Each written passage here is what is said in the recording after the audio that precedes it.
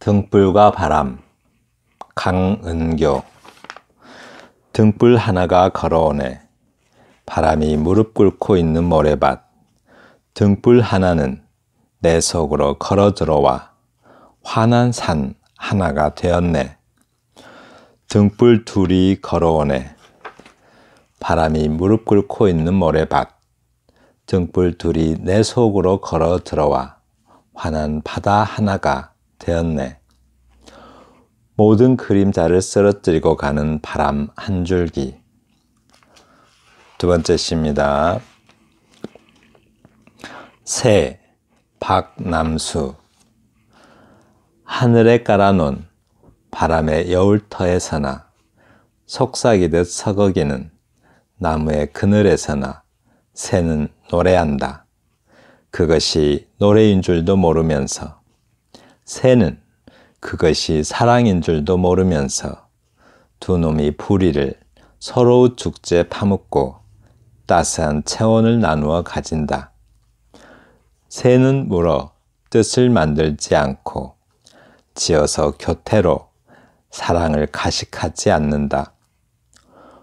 포수는 한 덩이 납으로 그 순수를 겨냥하지만 매양 쏘는 것은 피에 젖은 한 마리 상한 새에 지나지 않는다. 세 번째 시입니다. 구르는 돌은 둥글다. 천양희. 조약돌을 줍다 본다. 물속이 대낮 같다.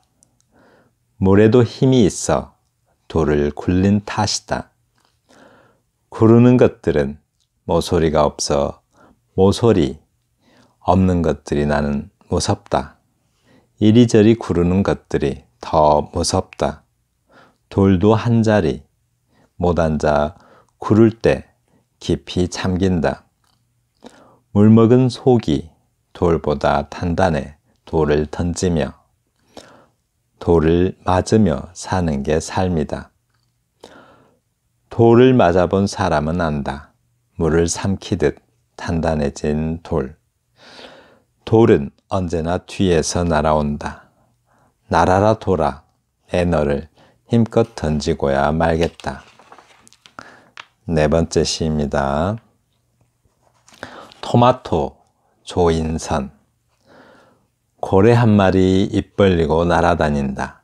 간신히 몸을 굽혀 들어간다. 거울이 깨져 있다. 바람이 불려나 빛이 흔들린다.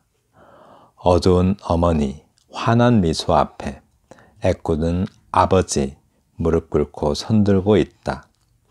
바람이 불려나 꽃이 진다. 노란 스커트 밑에 새알이 있다. 바다는 왜 철사줄을 닮았나?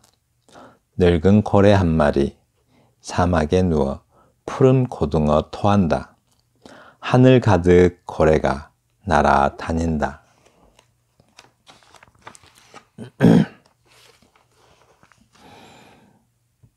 네, 복습합니다. 자, 복습합니다. 관습적 상징, 대중적 상징이라고도 하고 보편적 상징도 되고요. 종교적 상징도 관습적 상징에 속하죠. 관습적 상징이란 무엇인가? 사회와 관련성을 맺고 있는 상징이다. 그 사회가 인정하고 있는 상징이죠. 그 사회 안에서 또는 그 집단 안에서 통하는 그런 상징이죠. 십자가라든가 뭐 불상이라든가 이제는 뭐 전 세계가 통하고 있는 비둘기라든가 이렇게 이제 그 어느 집단에서 약속되어서 통하고 있는 상징, 그게 이제 관습적 상징이죠. 그런데 이제 원형적 상징하고 조금 구별하셔야 돼요. 관습적 상징은 집단의 구성원에게 공통의 반응을 불러일으킴으로써 저 공통의 반응, 십자가를 보면 기독교인들은 대부분 비슷한 반응을 보이겠죠. 불상을 보면 불교인들은 기도를 하고 뭐 합장을 하겠죠. 네, 그래서 사회를 그 집단을 통합하는 역할을 한다. 네, 이런데 효과적이라고요. 관습적 상징은. 원형적 상징, 원형적 상징은 사전적 의미는 아르케라는 말 한다고 제가 말씀해 드렸죠. 요한복음 1장 1절 에나르케 엔홀로고스 태초에 말이 있었느니라. 태초 형태의라는 뜻이에요. 태초 형태의 상징. 네, 시공간을 초월해서 되풀이되는 인류의 보편적 상징. 이게 이제 원형적 상징이라는 거죠. 네. 그와 반해 또 원형적 상징이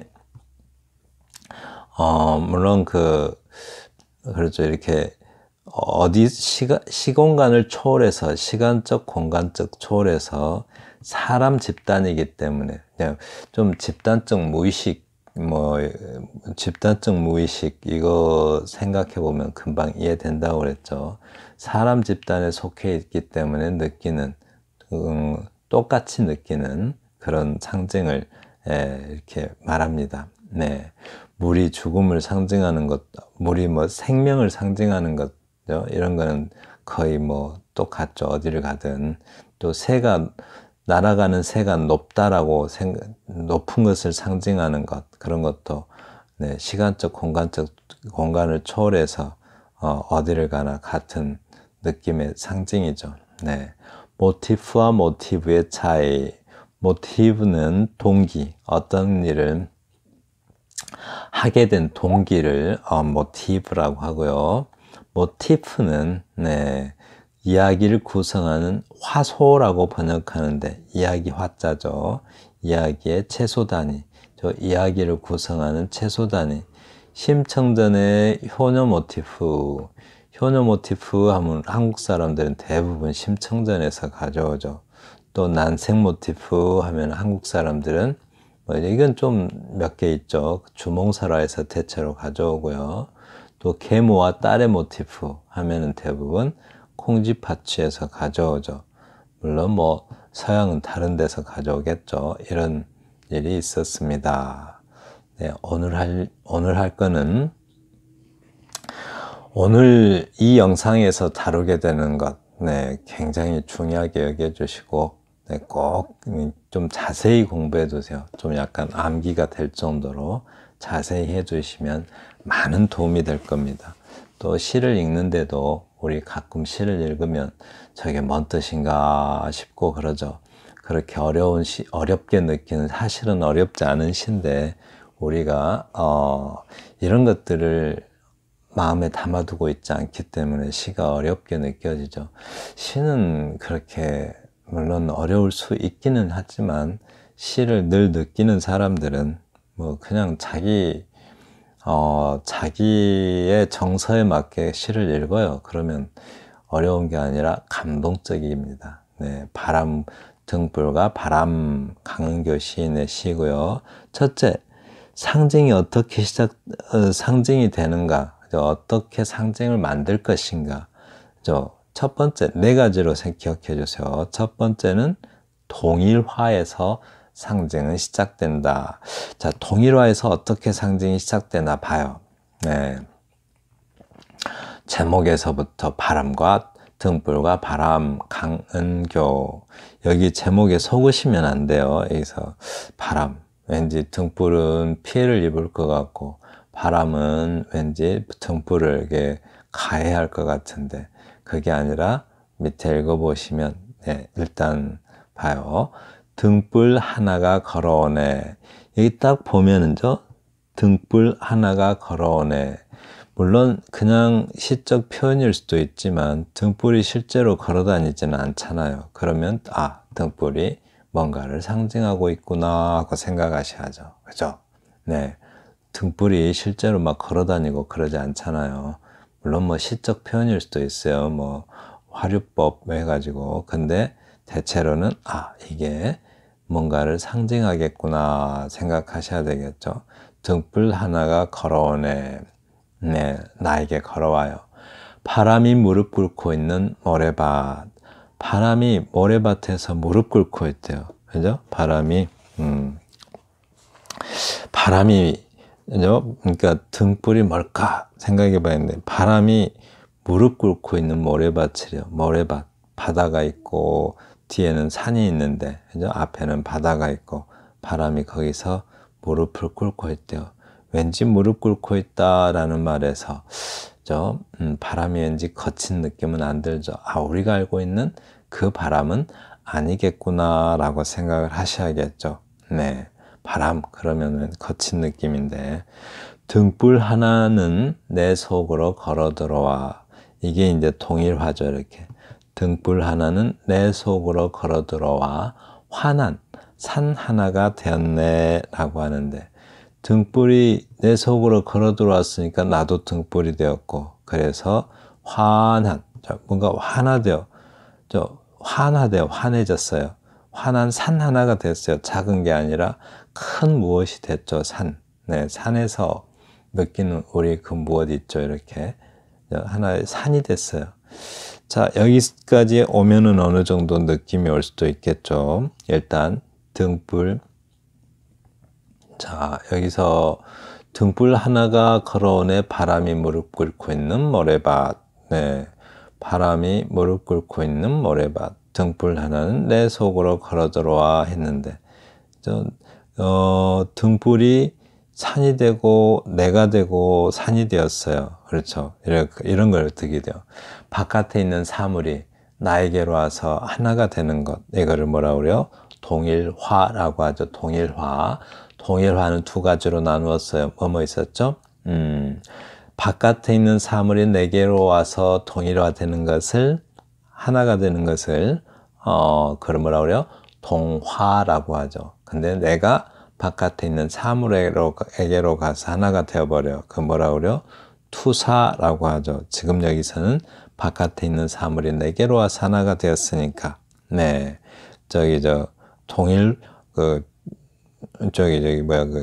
동화가 된 거죠. 그런데, 그래서 내가 산 하나가 되었네 라고요. 그래서 또 환하되 등불이 환하다라고 하죠. 이렇게. 네, 뭔가 불교에서 말하면 뭔가 깨달음이 생긴 거죠. 네, 뭔가 밝아졌어요. 그래서 뭔가 밝아진 느낌. 우리 왜 상징은 동일성, 다이성, 암시성, 문맥성을 갖는다라고 말한 적이 있죠. 그래서 동일성을 갖고 지금 설명했었죠. 그죠? 다이성, 산도 되었다가 바다도 되었다가 또 바람도 되었다가, 네, 그래요. 그래서 다이성, 암시성, 문맥성을 갖죠. 이 문맥에서 이제 등불의 의미를 우리가 알아야겠죠. 네, 그런 문맥성을 갖는다고 합니다. 네. 그래서 이제 등불은 뭘까요? 이제 등불이 뭘 상징하는지 살짝 느낌이 오죠. 그죠? 우리가 그런 말 많이 한 적이 있죠. 그 너머의 그 무엇, 등불 너머의 그 무엇, 이렇게. 네, 그래서 어쩌면 바람은 등불을 꺼버리는 폭력적인 존재일 수도 있지만, 어떤 지금 무릎을 꿇고 있다라고 하는 것으로 봐서, 그죠? 여기 이렇게 무릎을 꿇고 있다라고 하는 것으로 봐서 어쩌면은 화해의 태도를 취하는 그런 어떤 존재, 네, 어떤 그 등불에 오히려 등불에 어떤 지원자 역할을 할 수도 있는 존재로 보이겠죠. 그래서 등불 하는 걸로 봐서 이거는 진리일 것 같아요. 진리. 불교에서 말하는 어떤 진리. 부처님인 거죠. 진리 또는 부처님. 그러니까 왜 불교에서 자등명, 법등명이라는 말이 있어요. 자기를 등불 삼아서 나가고 진리를 등불 삼아서 나가라 라고 해요. 그러니까 자기를 등불 삼아서 자기 나갈 길을 밝히고 진리를 등불 삼아서 나갈 길을 밝히다 라고 하는데, 네, 그런 의미에서 이 시가 지어진 것 같아요. 네, 다음 등불 둘이 걸어오네. 바람이 무릎 꿇고 있는 모래밭. 등불 둘이 내 속으로 걸어 들어와 환한 바다 하나가 되었네. 이제는 등불 둘이 켜졌으니까 이제 바다가 되었대요. 환한 바다가. 네. 어떤 바다는 뭐죠? 우리가 바다 하면 생각나는 게 뭐가 있어요? 등불이 내가 되고 내가 또 바다가 되었어요. 이렇게 계속 동일화를 이루고 있죠. 그래서 상징이 형성되는 겁니다. 바다 하면 뭐 생명의 근원, 뭐 모든 생명의 어머니, 또 뭐 죽음도 되죠. 한 살을 마치고 돌아가는 죽음, 그죠? 그런 것을 상징할 수가 있겠지만 여기서는 어쩌면 진리의 바다를 이렇게 상징하는 것 같아요. 네, 모든 그림자를 쓰러뜨리고 가는 바람 한 줄기. 이 바람은 역시 등불과 마찬가지로 진리의 바람이네요. 그렇죠? 왜냐하면 그림자를 다 쓸어간대요. 이렇게 뭔가 가리고 있는, 그죠? 어떤 우리의 영혼을 가리고 있는 그 모든 것을 싹 지워버리고 바람이 가는 바람 한 줄기라고 해요. 그래서 그림자 하면은, 자, 불교에서 그림자를 뭘로 볼까요? 대부분 허상, 뭐 어두움, 뭐 이런 것 정도로 보겠죠. 허상, 손에 잡히지 않는 허상 정도로 보고 모든 그런 허상들을 다 쓸어버리고 가는 바람 한 줄기라고 합니다. 네, 이제 등불의 상징. 자, 여기서 뭐라고 그랬어요? 동일화에서 상징은 시작된다라고요. 그죠? 그래서 꼭 기억해 두세요. 등불이 되고 바람이 되고 또 내가 되고 산이 되고 바다가 되면서, 네, 등불은 어떤 진리 뭐 이런 것을 상징할 수가 있겠죠. 네, 새 한번 볼게요. 하늘에 깔아놓은 바람의 여울터에서나 속삭이듯 서거기는 나무의 그늘에서나 새는 노래한다. 그것이 노래인 줄도 모르면서. 하늘에 깔아놓은 바람의 여울터에서나. 여울이 뭐죠? 여울. 하늘에 바람이 세게 부는데 여울이 하늘에 있대요. 여울은 원래 물살이 좀 물이 너무 얕거나 또는 어떤 물의 폭이 좁아져서 물살이 센 곳을 여울이라고 하는데, 지금 하늘에 바람의 여울터가 있대요. 바람의 여울터에서나 속삭이듯 서거기는 나무의 그늘에서나 새는 노래한다 라고 합니다. 그것이 노래인 줄도 모르면서, 새는 그것이 사랑인 줄도 모르면서 두 놈이 부리를 서로 죽제 묻고 따스한 체온을 나누어 가진다 라고 합니다. 네. 그죠? 그래서 새는 그러니까 여기서 뭐 하늘, 바람, 이게 또 막 새가 나오는데 이제 새가 자꾸 나오죠. 새가 뭘 상징하는가 봐야겠네요. 그죠? 하늘에 깔아놓은 바람의 여울터에서나 속삭이듯 서거기는 해놓고 쉬고, 나무 그늘에서나 새는 노래한다. 아니. 속삭이듯 서거기는 나무죠. 속삭이듯 서거기는 나무에 그늘에서나 새는 노래한다 라고 합니다. 하늘을 날아다닐 때도 노래하고 나무 그늘에서 쉴 때도 노래하고 새는 그것이 노래인 줄도 모르면서 노래한다고 합니다. 네, 새는 그 존재 자체가 그냥 노래래요. 노래. 왜냐면 새는 그러니까 새는 일부러 노래하지 않으려고 해도 새는 존재 자체가 노래인 것이죠. 우리는 노래를 하려면 기분도 좋아야 되고 뭐 어떤 감정이 일어나야 노래를 하고 또 애를 써야 되죠. 노래를 하려면 인간은. 그런데 새는 존재 자체가 노래고 행동 자체가 노래예요. 새는 그것이 사랑인 줄도 모르고 두 놈이 부리를 받고 서로 죽제 파묻고 따스한 체온을 나누어 가진다. 인간은 사랑이라는 것도 참 힘들게 하죠. 왜? 증오하는 마음이 있기 때문에 그렇죠.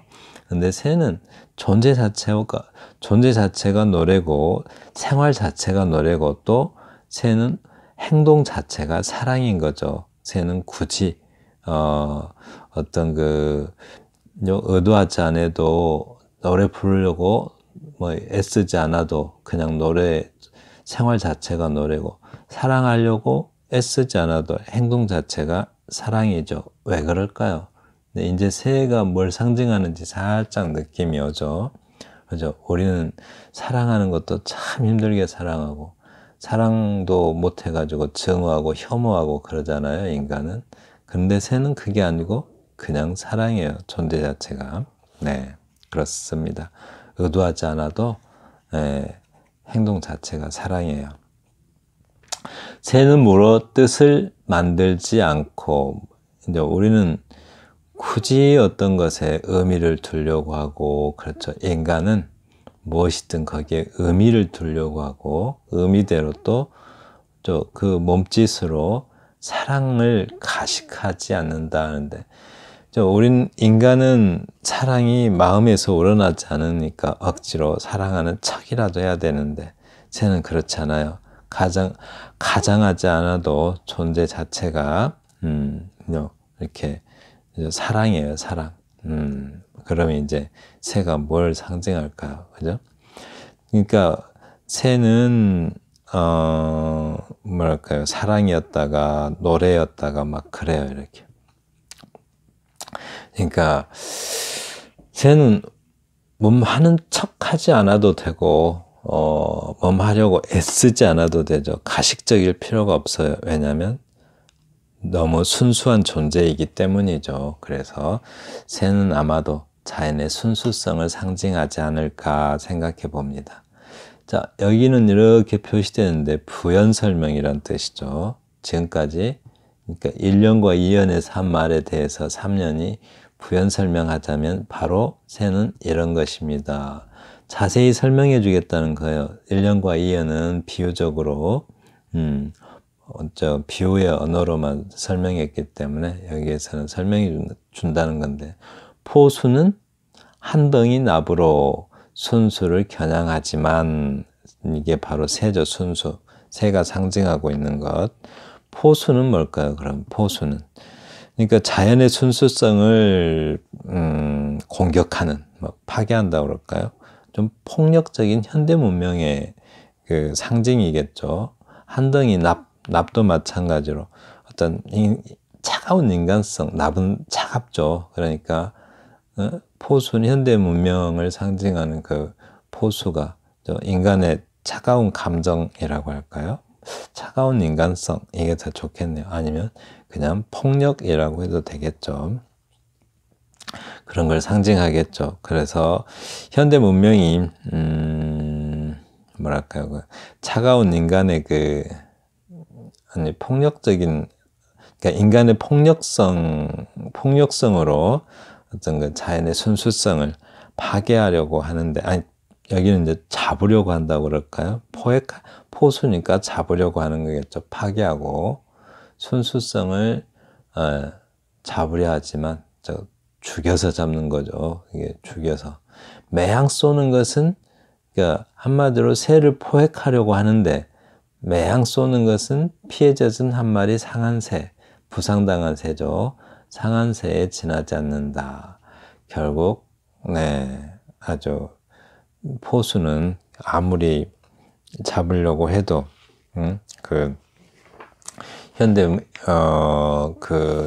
현대 문명의 어떤 폭력성으로 어떤 자연의 순수성을 얻을 수는 없겠죠. 결국 파괴된 순수성을 얻겠죠. 폭력으로.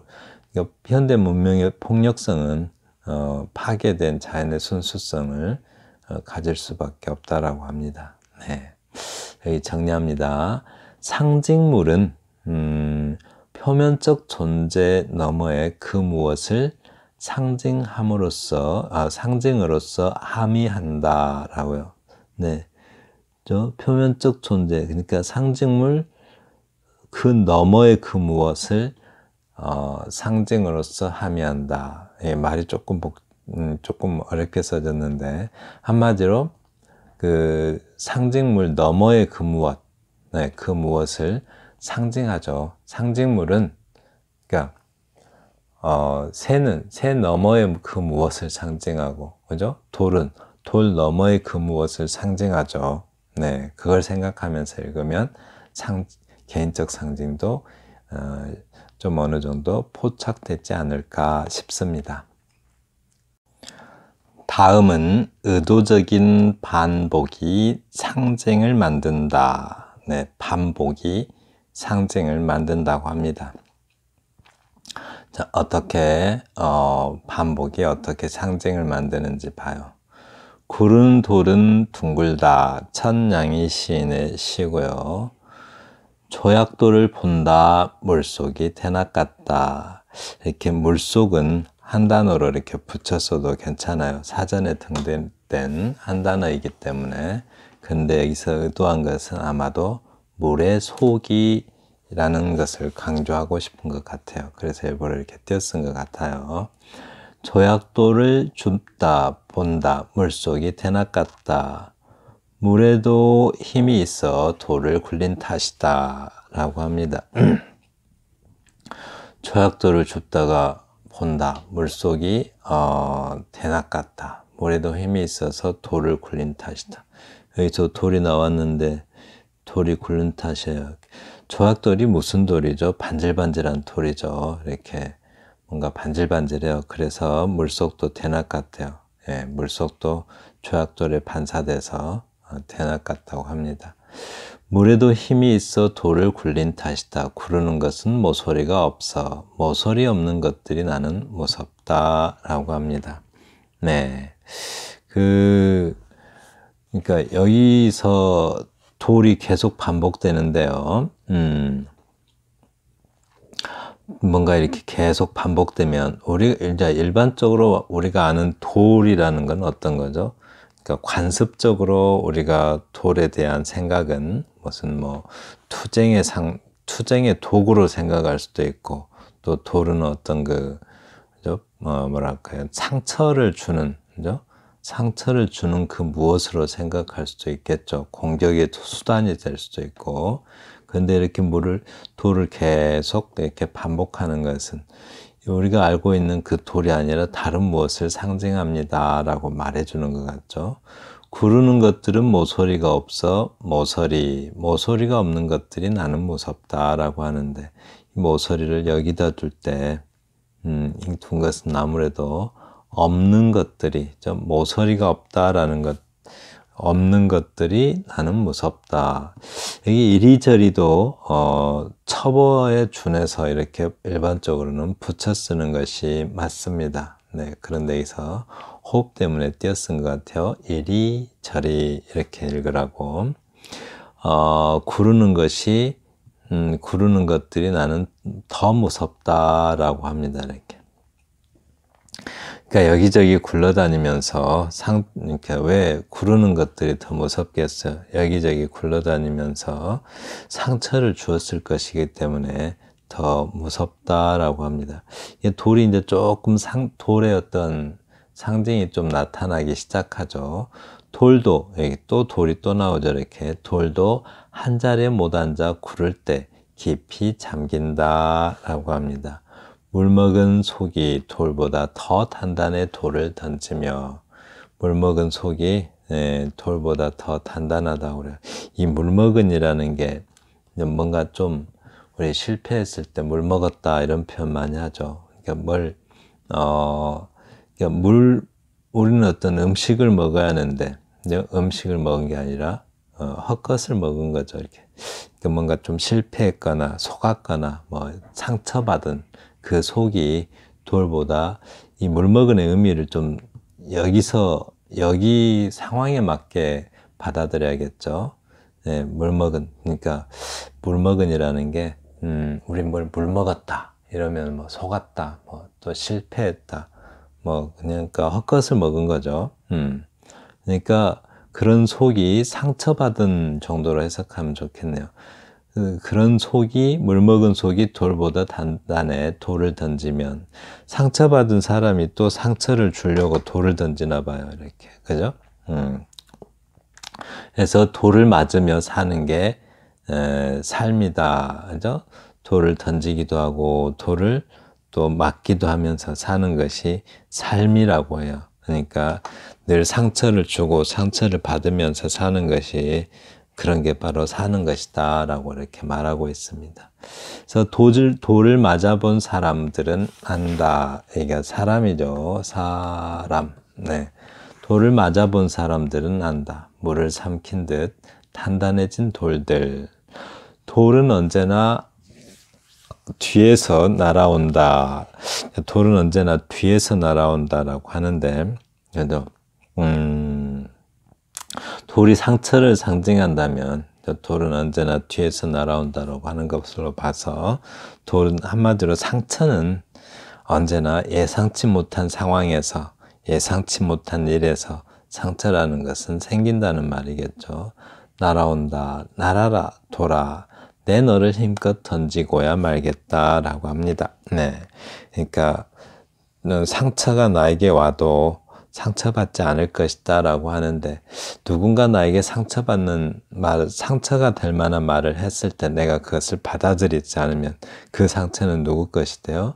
네, 내가 상처 안 받으면 상처 던진 사람 것이, 그 상처는 상처 던진 사람의 것이 돼버리죠. 그래서 나는 그 상처를 받지 않겠다라고 하는 거죠. 그래서 내 너를 힘껏 던지고야 말겠다 이 말은, 네, 그 상처를 받지 않겠다. 받지 않으면 바로 만약에 네가 나에게 상처를 던지면 나는 내가 그 상처를 받지 않으면 그 상처는 너의 것이 된다라는 거겠죠.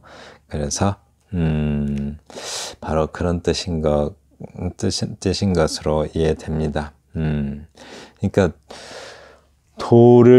우리가 돌의 상징을 관습적으로 이해할 위험이 있을 때, 그럴 때는 이렇게 반복을 통해서 그냥 돌이 아니라, 우리가 알고 있는 그 돌이 아니라 그 너머의 돌은 이 상황에 맞는 그 어떤 것, 그 무엇을 상징하고 있음을 독자에게 느끼게 만들 수가 있습니다. 그래서 의도적인 반복, 그래서 의도적인 반복이 상징을 만든다라고 하는 겁니다. 네, 그렇습니다. 그 다음에 넘어갑니다. 정리합니다. 어떤 어휘, 즉 상징물을 독자가 문자 그대로 받아들이거나 관습적 상징으로 받아들일 가능성이 있을 때, 돌의 경우 우리가 알고 있는 그런 돌의 상징성으로 받아들일 가능성이 있을 때, 반복은 독자로 하여금 그 어휘, 반복은 이렇게 계속 반복하면 독자로 하여금 그 어휘 너머의 그 무엇을 작가의 의도대로 받아들이게 할 수 있다라고 합니다. 네, 그렇죠. 그래서 반복과 이해에 따른 시의 리듬은 상징의 암시성을 높이는데 훌륭한 역할을 수행한다. 반복하고 또 반복에 맞는 그 시의 리듬, 운율은 상징의 암시성을 높이는데 아주 훌륭한 역할을 한다라고 합니다. 그래서 여기서도 돌이 그렇게 구르기도 하고 던져지기도 하면서, 그죠? 산다는 것이 바로 그렇게 상처를 주기도 하고 상처를 받기도 하면서, 네, 사는 것이 삶의 모습이라고 합니다. 네. 다음은 병치적 상황의 연속이 상징을 만든다. 네, 병치적 상황. 그러니까 병치라는 것을 우리 여러 번 배웠죠. 병치는 그 비동일성의 원리를 추구하죠. 그래서 다 달라요, 이렇게. 토마토 조인선 시인의 시고요. 이 시는 이렇게, 그러니까 우리 병치를 어떻게 배웠었죠? 그러니까 즉 비동일성의 원리를 따르기 때문에 자아와 세계의 대결 관계가 보이고, 뭔가 그 다름끼리 만나서 새로움을 얻던 그 다름끼리 만나서 새로움의 다름의 새로운 결합, 이 정도로 생각하시면 되겠습니다. 그래서 일단 토마토가 제목인데요. 이 내용 중에서는 토마토가 안 나와요, 이렇게. 그래서, 우선 좀 설명을 하고 읽을게요. 이 토마토를 놓고 토마토의 속성을 가지고서, 즉, 토마토가 상징할 수 있는 내용들이라고 생각하시면 되겠어요. 토마토의 상징 내용들이 이렇게 쭉 여러 가지로 나열되어 있다라고 생각하시고 읽으시면 될 것 같아요. 우리가 토마토 하면 무슨 느낌이 들죠? 토마토. 네, 일단 빛깔이 빨갛고 또 내용, 그러니까 토마토가 색깔이 빨갛고 또 토마토의 내용물이 물컹물컹하죠. 또 토마토는 쉽게 이렇게 박살이 날 수 속이 물컹물컹하니까 토마토는 쉽게 박살날 수도 있을 것 같고, 또 토마토가 빨간색이기 때문에 발생하는 어떤 위험, 금기사항, 또 불안, 공포, 이런 심리 상태도 나타낼 수가 있겠죠. 네. 그런 것들이 이렇게 쭉 병치적으로 나열됐어요. 이렇게. 병치다라고 하는 거는, 네. 이 말이 어떤 인과관계를 갖지 않습니다. 이렇게. 인과관계를 갖지 않는 상태로 이렇게 나열되는 거. 이런 걸 이제 병치라고 하죠. 그래서 병치적 상황의 연속죠. 그래서 병치적 상황의 연속이 상징을 만든다라고 해요. 자, 한번 볼까요? 토마토, 빨간색, 물컹한 것죠. 뭔가 색깔로 인한 불안, 공포, 또 그런 것들. 자, 봐요. 고래 한 마리 입 벌리고 날아다닌다. 고래가 입을 떡 벌리고 날아다닌대요. 뭔지 토마토와 이 상황을 한번 연속해서 생각을 해봐요. 어떤 상상을 할 수가 있을까요? 작가가 어떤 마음으로 이걸 썼건 간에 독자는 일단 토마토라는 사물의 그 너머의 그 무엇을 우리는 상상을 하는 겁니다. 이렇게 독자의 정서에 맞춰서. 그런데 이제 고래 한 마리 입 벌리고 날아다닌다. 고래가 입 벌리고 날아다니면 그 다음에 무슨 일이 생기죠? 뭔가 또 먹히는 일이 생기겠죠. 어쩐지 좀 피 흘림, 그렇죠? 이게 뭔가 피 흘림이 예상된다라는 뜻으로 받아들일 수도 있을 것 같고요. 또 뭔가 위협, 공포, 그죠? 우리가 토마토가 빨간 것에서 느껴지는 그런 공포. 네. 자신의 몸을 간신히 자신의 몸을 굽혀 들어간다. 네. 물고기 많이 삼켰으니까 잘 안 굽혀지겠네요. 거울이 깨져 있다라고 하는데, 이것도 이제 보시면 거울이 깨져 있대요. 거울은 토마토가 쉽게 깨지죠. 근데 마찬가지로 거울이 깨져 있대요. 그래서 거울은 나의 존재를 나의 존재를 확인할 수도 있고, 이렇게 나의 존재, 거울을 보면서 내가 있음을 확인할 수도 있겠죠. 그런데 그게 깨져버렸대요.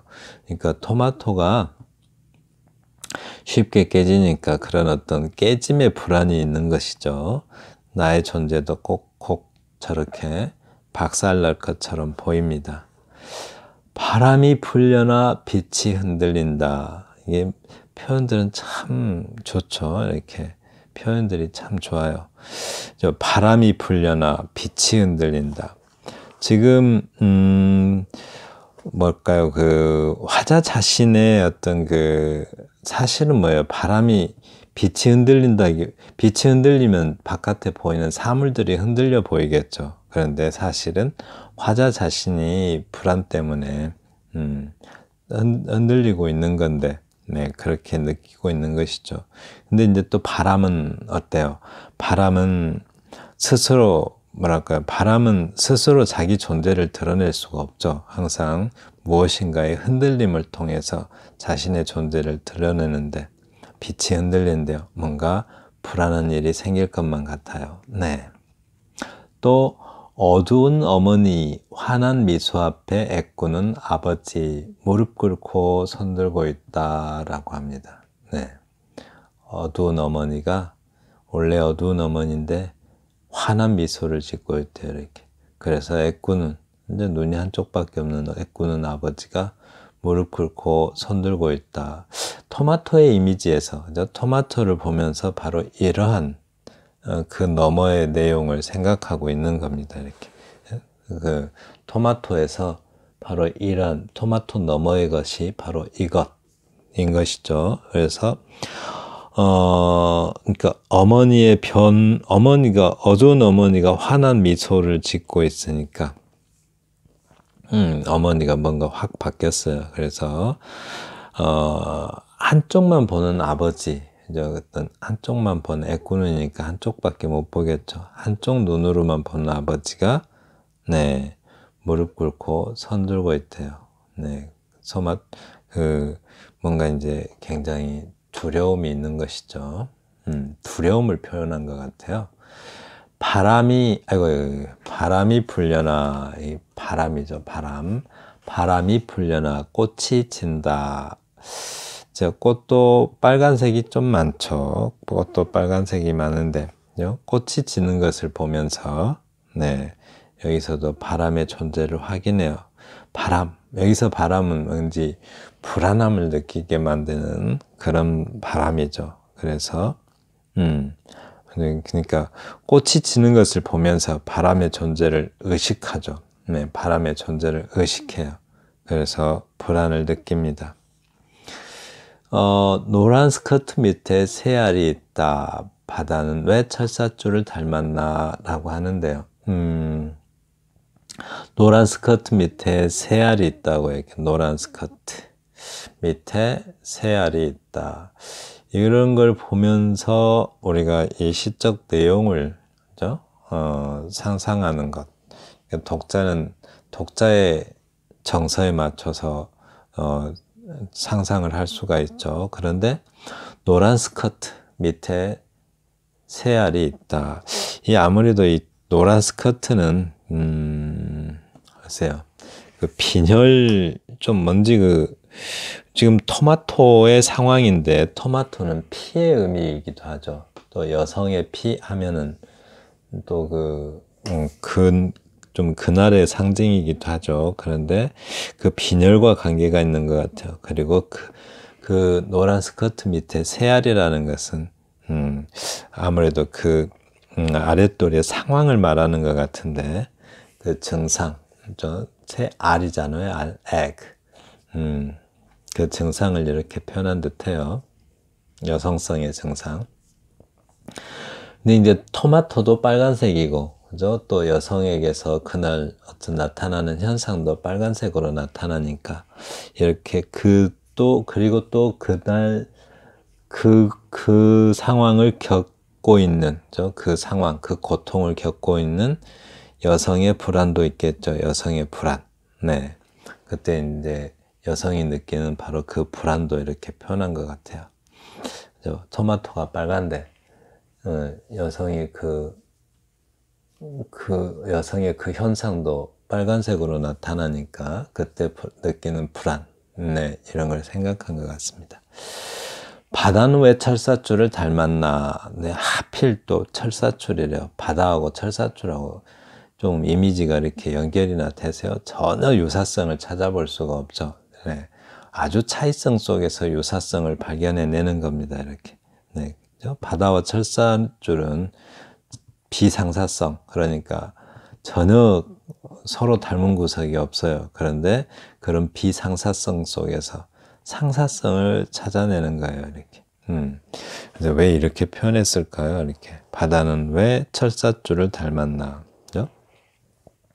그럴 때는 바다 너머의 그 무엇을 생각을 해보시는 겁니다. 바다 너머의 그 무엇. 바다 하면은, 그죠? 그 거대한 고래도 벗어날 수 없는 곳이 바다이고, 또 모든 생명들은 죽으면 꼭 돌아가는 곳도 바다이고, 그죠? 네. 바다는 생명이라면 바다는 벗어날 수 없는 곳이에요. 그래서 그 바다는 꼭 꽁꽁 얼금에는 그런 철사줄을 닮았나라고 말하는 듯해요. 네, 그래서 이렇게 전혀 비상사성, 네, 전혀 닮은 구석이 없는데 닮은 구석이 있죠. 절대 놓아주지 않는 것, 네, 그게 이제 상사성이죠. 차이성 속에서 유사성 또는 뭐 비상사성 속에서 상사성 이렇게 표현합니다. 늙은 고래 한 마리, 늙은 고래래요. 늙은 고래. 사막에 누워 푸른 고등어 토한다. 하늘 가득 고래가 날아다닌다라고 합니다. 하늘 가득 고래가 날아다닌대요. 늙은 고래 한 마리. 그러니까 사막 지금 고래는 바다에 있어야 되잖아요. 고래가 살아있으면 바다에 있을 텐데 아무래도 사막에 온 걸 보니까 그 살아있으면 문제가 생긴 듯 하죠. 그죠? 그러니까 고래는 바다에 있어야 되는데 존재가 어떤 존재, 즉 생명 존재가 자기 자리를 잃으면은 바로 이런 일이 벌어집니다. 그죠? 사막에도 푸른 고등어를 토한다고요. 네, 그러니까 생명으로서의 존재가 문제가 생겼어요. 그래서 하늘 가득 고래가 날아다닌다라고 합니다. 이제 고래가 새가 됐나 봐요. 그죠? 그러니까 어쩌면 이제 제 있을 곳을, 그러니까 생명으로서 있을 곳을 잃었으니까 어쩌면 고래는 영혼일 수도 있겠죠. 영혼. 어쩌면 또 거대한 두려움이 엄습해 온다는 뜻일 수도 있고요. 왠지 어떤 큰 두려움이 엄습해 온다라는 뜻일 수도 있겠지만 날아다닌다라고 한 것으로 봐서 고래가 새가 됐어요. 새는 뭘 상징하죠? 영혼을 상징하는 경우가 많습니다. 네, 그래서 영혼이 아닐까 싶어요. 그러니까 이 경우에는 즉 병치적 상황, 이 한 줄 한 줄이 어떤 전후 맥락이 전혀 없죠. 다 그냥 다른 말처럼 보이잖아요. 이렇게, 네? 이렇게 고래 한 마리 입 벌리고 날아다닌다. 그리고 거울이 깨졌다. 바람이 불려나 붓이 흔들린다. 그죠? 이렇게. 이거하고 무슨 맥락이 있겠어요? 그죠? 어두운 어머니 환한 미소 앞에 아버지, 애꾸는 아버지 무릎 꿇고 손들고 있다. 이 문장하고 앞에 있던 문장과 또 뒤에 있는 문장하고 행하고 무슨 관계가 있나요? 바람이 불려나 꽃이 떨어진다. 이거하고 또 이거하고, 그죠? 노란 스커트 밑에 새알이 있다. 이거하고 무슨 상관이 있겠어요? 그죠? 그리고 또 바다는 왜 철사줄을 닮았나? 이건 또 무슨 관계가 있고, 그죠? 네, 늙은 고래 한 마리. 이렇게 이제 각 행들이 어떤 맥락이 있어서가 아니라, 그 속성 여러 가지 어떤 그 상징적 내용들이, 그죠? 병치되어 있는 겁니다. 그죠? 어떤, 그러니까 비동일성의 원리를 따른다고 했죠. 병치라는 것은 비동일성의 원리를 따르기 때문에 이렇게 쭉 나열되어 있는데, 한마디로 그러니까 토마토를 보면서 상상할 수 있는 것, 그러니까 토마토 그 너머의